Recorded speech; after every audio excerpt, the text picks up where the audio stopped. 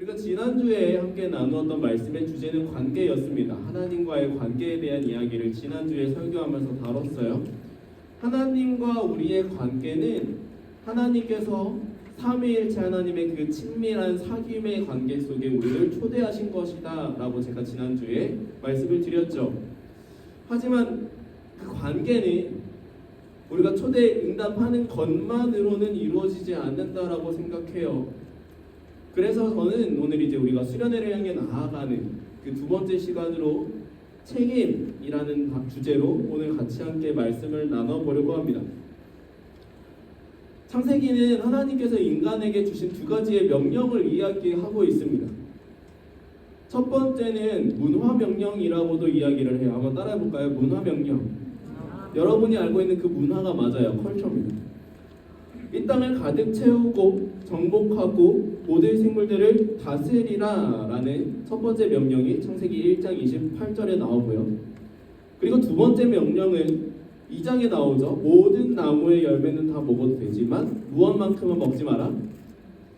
선과 악을 알게 하는 나무의 열매는 먹지 마 라는 것이 하나님의 두 번째 명령이었습니다. 우리는 이 두 가지로 오늘 같이 함께 나눠보면서 책임이 무엇인지에 대해 생각해 볼 거예요. 먼저 문화명령입니다. 문화명령은 현대 문명을 살아가고 있는 많은 사람들이 굉장히 잘못 이해하고 있고 또 잘못 적용하고 있는 말씀입니다. 사람들이 발전된 과학을 가지고 자연을 마음대로 인간에게 유리하게끔 인간에게 좋게끔 마음대로 이용해도 된다. 그걸 성경이 이야기하고 있다라고 오해하게 만드는 말씀이기도 해요. 왜 이런 오해가 생기냐? 그것은 사람들에게 명령을 주신 그 하나님이 누구신가에 대해서 사람들이 제대로 알지 못했기 때문에 이해하지 못했기 때문에 이런 오해가 생기는 거예요. 하나님은 하나님과의 친밀한 관계 속에서 사람뿐만이 아니라 온 세상이 질서를 이루기를 원하셨어요.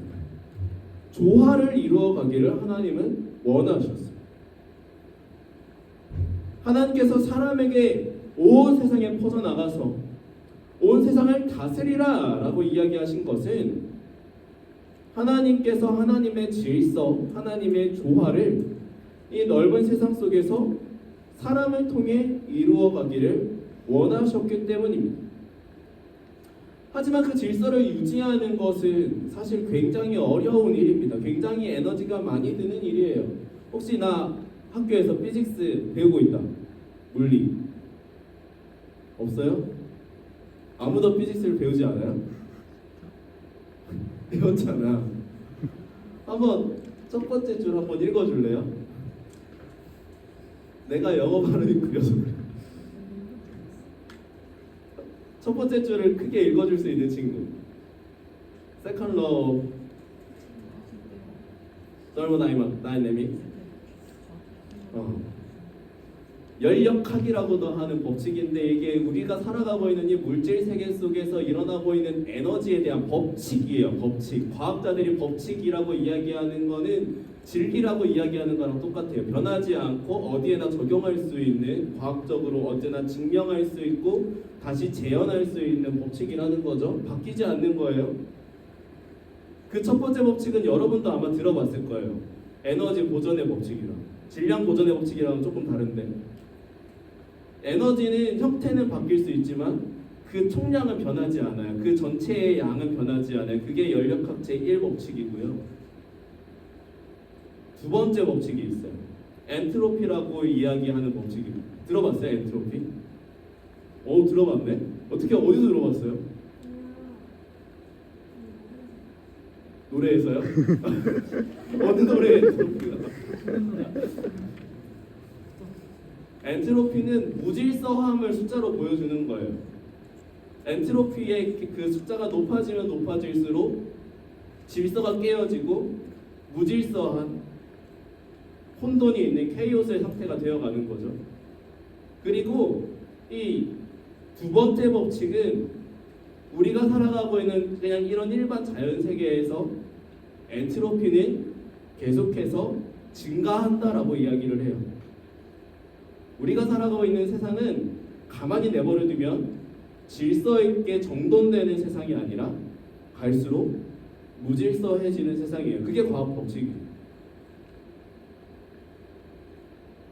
그리고 이것 때문에 우리는 자연의 무서움을 지금 느끼기도 하죠.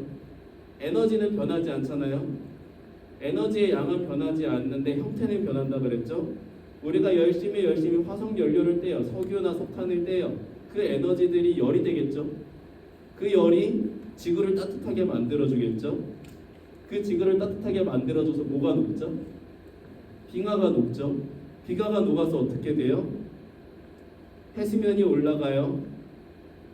바다가 높아져요. 그래서 사람은 삶을 점점 잃어가요. 그리고 바닷물이 따뜻해지죠. 바다의 흐름이 바뀌어요. 왜 우리는 6월달인데도 이렇게 긴팔을 입고 추운 시절을 보내야 돼요? 이상기후죠. 왜 이상기후가 생겨요? 바다가 따뜻해져서. 무질서해지는 세상 속에서 사람이 하나님의 명령을 제대로 실천하지 않을 때 자연이 어떻게 폭력적으로 변하는지를 우리는 21세기를 살아가는 지금 경험하고 있죠. 질서를 유지하고 조화로운 세상을 만드는 것이 하나님께서 원하시는 것이지만 인간은 그 질서를 원하지 않았고 오히려 이 세상을 파괴하고 폭력적으로 이용했고 그 결과는 우리가 점점 살기 힘들어지는 지구 환경으로 우리에게 되돌아오고 있는 것 같아요. 하나님은 우리에게 질서를 요구하십니다.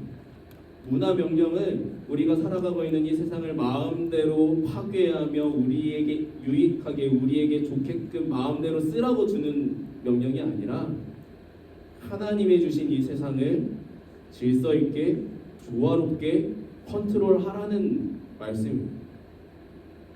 그리고 우리 인간 역시도 그 하나님의 창조 세계 안에 있음을 우리는 인정해야 됩니다. 우리의 삶을 질서 있게 다스리고 이 세상 가운데 하나님의 질서를 유지하기 위해 애쓰는 것, 노력하는 것, 그것이 문화 명령이에요. 그리고 이것이 하나님이 우리에게 주신 책임입니다. 제가 이야기했던 것처럼 인간은 여기에 실패했어요. 왜 실패했을까요? 왜 인간은 하나님의 명령을 지키는 것에 실패했을까요? 그것은 하나님이 인간에게 주신 두 번째 명령을 지키지 않았기 때문입니다. 두 번째 명령이 뭐였죠? 창세기 2장에 나오는 명령 뭐예요? 선과 악을 알게 하는 나무의 열매는 먹지 마라. 이 열매를 먹으면 반드시 너희들이 어떻게 된다고 하나님 명령하셨나요? 반드시 너희가 죽을 거야 라고 하나님 말씀하셨어요. 하지만 인간은 우리가 성경 안에서 이미 알고 있는 것처럼 선과 악을 알게 하는 나무의 열매를 먹었죠. 왜 먹었나요? 왜 먹었을까요? 여러분 성경을 읽을 때 제발 생각하고 질문하면서 성경을 읽으세요. 그래야 우리가 성경 안에서 하나님의 뜻과 하나님의 생각을 발견할 수 있어요. 왜 아담과 하와는 선과 악을 알게 하는 나무의 열매를 먹었나요? 먹음직스러워 보여서? 보암직스러워서? 왜 하와에게는 선과 악을 알게 하는 나무의 열매가 보암직하고 먹음직스럽게 보였을까요? 먹어본 적도 없는 그 나무의 열매가 왜? 그 전에 사탄이 치명적인 유혹을 했기 때문이죠. 사탄이 이렇게 유혹합니다. 너희들이 선과 악을 알게 하는 이 나무의 열매를 먹게 되면 어떻게 될까? 너희들의 눈이 밝아져서 너희가 하나님과 같이 될 거야. 하나님처럼 될 거야. 하나님이 만드신 존재로 그리고 하나님이 만드신 이 질서 속의 한 부분인 인간이 하나님의 질서를 버리고 나만의 질서를 만들 수 있다. 나만의 세상을 창조할 수 있다. 이것이 사탄의 유혹이었어요. 그래서 결국 인간은 그 유혹에 넘어가서 선과 악을 알게 하는 그 나무의 열매를 먹게 됩니다. 이것은 인간이 나는 절대로 결단코 하나님의 질서 안에 머물지 않을 거야 라고 이야기하는 강력한 의지의 표현이었어요. 그리고 그 결과로 인간은 하나님의 질서 안에서 다시는 하나님과의 친밀한 사귐을 누릴 수 없는 존재가 되어버려요. 하나님과의 질서를 떠난 인간은 이제 하나님의 법칙이 아니라 하나님의 질서가 아니라 내가 원하는 질서, 내가 원하는 법칙을 따라서 점차 무질서함으로 케이오스로 나아가게 되는 거예요. 결국에 인간은 하나님의 뜻하신 질서와 조화를 이루는 그런 평화의 삶이 아니라 무질서와 파괴와 폭력을 일삼는 독재자가 되어버린 거예요. 그래서 인간은 하나님의 질서를 컨트롤하고 유지하고 지킬 수 없는 존재가 되어버린 것. 그래서 우리는 그 죄의 영향으로 오늘 우리 스스로를 힘들게 만드는 이 세상 속을 살아가게 되는 거죠. 하나님이 우리에게 주신 책임을 다하지 않은 그 결과가 우리와 온 세상에 주는 죄의 멍에를 내게 만든 겁니다. 말씀을 맺겠습니다. 이 두 가지의 명령을 나누면서 제가 오늘 설교의 제목을 책임이라고 붙여봤어요. 하나님의 질서를 무시해버린 사람의 모습은 이 세상을 향해 어떠한 것도 책임지지 않는 모습을 보여주는 것 같아요. 하지만 더 큰 이유가 있습니다. 제가 책임이라는 주제를 붙인 더 큰 이유가 있어요. 하나님은 왜 이 두 가지 명령을 주셨을까요?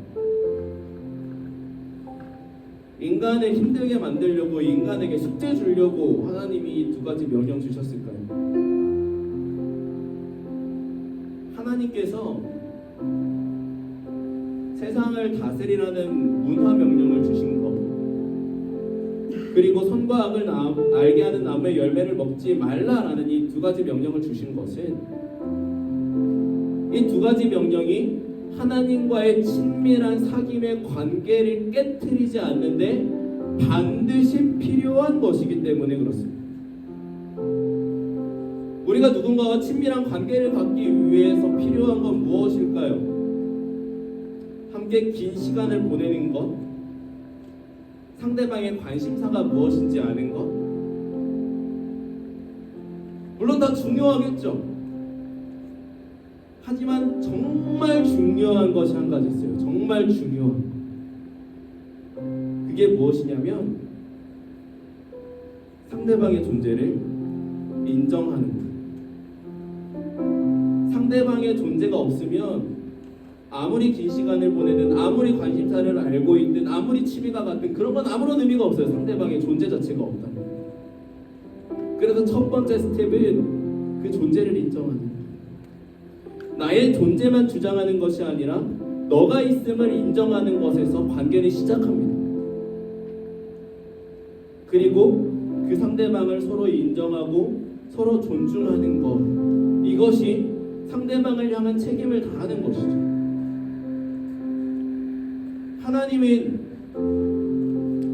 하나님이 창조하신 사람이 하나님의 존재, 하나님의 그 살아계심에 대해서 인정하기를 원하셨어요. 기억하기를 원하셨어요. 그래서 하나님께서 하나의 장치를 주셨어요. 에덴 동산 안에. 그것이 바로 선과 악을 알게 하는 나무의 열매입니다.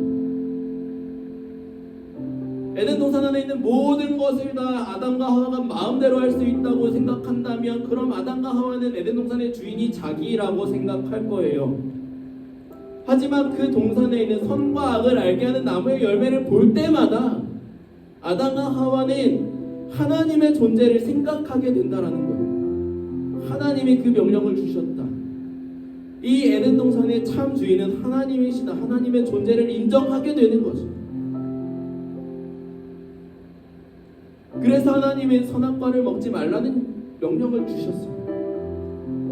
또한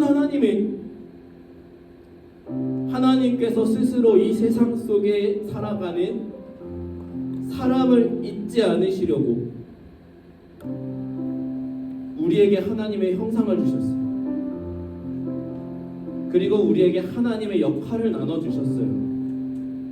우리가 하나님을 향한 책임을 다하는 것처럼 하나님 역시도 우리를 향한 책임을 다하시기 위해서 우리에게 역할을 주셨고 하나님은 우리를 바라보실 때마다 우리의 존재를 인정하시기로 하십니다. 이 두 가지 명령을 통해서 하나님은 우리를 향한 책임을 보여주셨고 인간 역시도 하나님을 향한 책임을 보여드려야만 했습니다. 우리의 삶으로 돌아와 봅시다. 우리는 하루 24시간이라는 시간 속에서 그 하나님의 존재에 대해서 그 하나님의 살아계심에 대해서 얼마만큼이나 인정하고 있습니다. 얼마만큼이나 우리는 하나님을 생각하고 있습니다. 하나님을 머릿속에 떠올리고 상상하고 있습니다. 제가 여러분에게 하루에 기도를 얼마나 많이 하냐고 묻는 것이 절대로 아닙니다. 성경을 얼마나 많이 읽냐고 제가 여러분께 질문하는 것도 아니고요. 여러분이 큐티를 매일매일 하고 있냐고 질문하는 것도 아니에요. 하나님의 존재 그 자체를 우리가 인정하고 있는지를 물어봅니다. 단순히 성경 읽기와 큐티와 기도는 하나님을 인정하는 것과는 달라요. 하나님 인정하지 않아도 할 수 있거든요. 성경 읽기. 하나님 인정하지 않고 우리가 하는 모든 신앙생활은 그냥 종교 생활일 뿐이고 그건 우리를 종교 중독자로 만듭니다. 우리가 예배를 드리고 말씀을 읽고 기도를 하고 큐티를 하는 그것보다 훨씬 더 중요한 것은 우리가 하나님을 인정하느냐라는 질문. 하나님은 오늘도 여러분을 하나님과의 친밀한 사귐으로 초대하고 계십니다. 그 하나님과의 관계에서 우리를 책임 있는 존재로 만드는 것을 우리가 무엇을 하고 있는가라는 질문이 아닙니다. 우리를 책임 있는 존재로 만드는 한 가지 질문은 오늘 우리가 하나님을 인정하고 있는가, 하나님의 존재를 우리가 믿고 인정하고 그 하나님을 늘 생각하고 있는가. 그 존재에 대한 질문이 오늘 우리를 하나님 앞에 책임 있는 인간으로